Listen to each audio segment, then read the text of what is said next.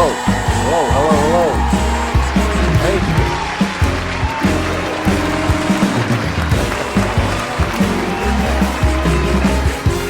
Hello, Earthlings! I am the man who loves life, host of the most popular late-night television show in the Milky Way Galaxy, coming at you from another dimension. Tonight, we're diving into a wild idea that life is actually the best video game ever developed. I mean, what if on the other side of the wormhole, okay, you actually signed up for this wild ride called life? You crazy adrenaline-seeking derelicts signed up for a ride more dangerous than the Naboo core in Star Wars Episode 1. That's right, what if you designed your avatar's genetic and environmental makeup? The whole 9 yards. And then when it's all over, and once your human body is food for the microbacteria of the earth, you wake up in some ethereal realm with blue skin like an avatar, strapped to cords and instruments. And just like a kid who gets to the bottom of the water slide, you say, wow, that was fun, let's do it again. I mean, who knows? The universe works in mysterious ways, ladies and gentlemen. We're going to be talking about it here tonight. Speaking of mysterious, did you hear about Werner Heisenberg, the quantum physicist who tried to reveal the foundation of life? He said it's all about the probabilities, to which I said, great, so you're telling me I have a 50-50 chance of finding my car keys today. Wait a second. What the f*** are my car keys doing in the cereal box?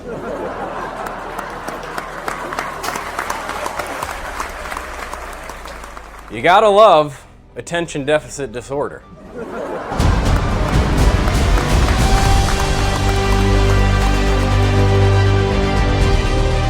Now let's get real here, okay? Life can often feel like the hardest video game of all time. The sickest, cruelest, ironic joke since someone decided that anchovies belong on pizza. Seriously, who thought that was a good idea? Imagine this though, okay? You're in a game where the tutorial is just learning how to tie your shoes, use the toilet, not get hit by cars, and not stick forks into electrical outlets. You know, at least in Dark Souls, you've got these clear corridors you can walk down, and you can reboot the last save point if you die. Not in this video game we call life. The developers, for whatever sick reason, decided to go with a one-death design. Eventually you learn to walk, and everyone cheers you on like you just won the Nobel Prize. Look at you! You're walking! Honey. Hey, honey. He is officially ready to get his kicked in level 2.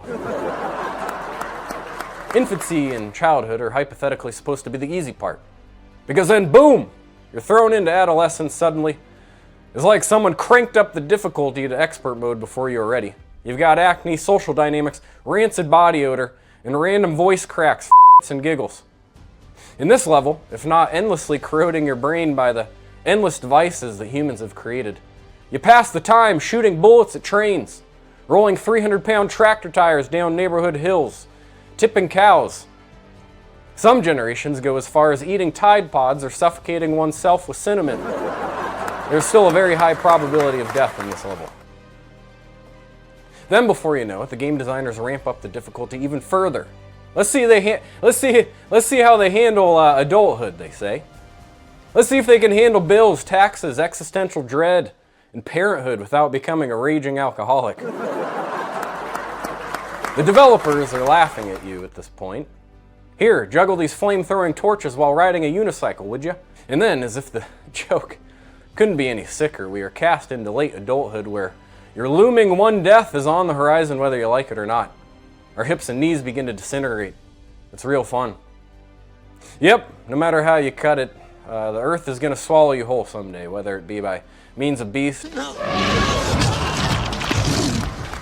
or DNA running out of TNA or telomere real estate, or whatever the scientists are claiming these days. The worms in the soil are coming for your asses. It's the universe's final joke, and the punchline is a 100% probability of death. Now, I know what you might be thinking, okay? There are no redeeming qualities to this game. Most humans think this game is to be dreaded and resisted, but I actually posit, okay? The entire design is actually pretty damn good. I give it an 8 out of 10 with a few critiques, and I'll explain why. Given that my studio here resides in Sector 355T2 of the Milky Way Galaxy, I've been able to see the game design of the universe through a different lens. First and foremost, the universe, where the video game does not discriminate. It's so indiscriminate, okay, as a matter of fact, that it allows discrimination to exist. My proof? Well, this mega troll here was allowed into the lobby. In this game, everything gets its chance to exist. Else why would it exist? The beautiful, the horrid, the just plain weird and bizarre. Some people may say the developers are negligent, and rightly so. But there's another way of looking at the design, and that is the developers had, in essence, a very cold, unconditional love far beyond what humans are able to comprehend. A total and utter lack of bias, emptiness. So these challenges that we face as humans, they're merely the culmination of all possibilities within the video game. The good fortune, the bad luck. These things are merely the universe brushing up against your life. It's very likely that the developers aren't assigning any value whatsoever to the things that happen to you in life. It's actually on us to assign that value. That's right. Okay, we can choose to see the challenges within the video game as means for growth or leveling up, or we can choose to see them as an indictment against us. Sounds like a meaningless sandbox game with no inherent premise. Precisely. It's almost as if the developers designed this game to be void of any outside agenda. Of course, they were vested in setting the context, providing the canvas, in other words, setting the rules and laws that we must abide by as human beings, yet it's on us to decide what goes onto the canvas. In other words, what we make of our lives. We can call this feature of the video game co-creation. We must provide the premise of the video game as it aligns with our beliefs, values, dreams, goals, and aspirations. We can choose the specs that we want to level up. We can choose to play the game however we want, as there is a huge degree of freedom, as rigid as it often seems. Now, my only knock against the game is that it's a fucking zoo down here, man. When everything and everyone is allowed to create anything and everything, well, this is what the jungle is all about. Survival of the fittest. Everyone is trying to create a comfortable life for themselves, including the crocodile who'd eat you if it could. It can feel very unfair when you become the crocodile's dinner, right? But remember, the developers of this video game have no bias towards who wins and who loses. Who is to say that the crocodile isn't permitted to eat you? The crocodile is just playing the game too. Who are we to judge?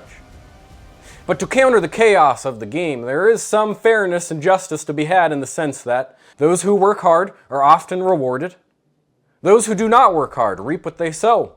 Those who do evil are often punished, whether it be by the justice system or sheer internal suffering. I suppose you could call it karma.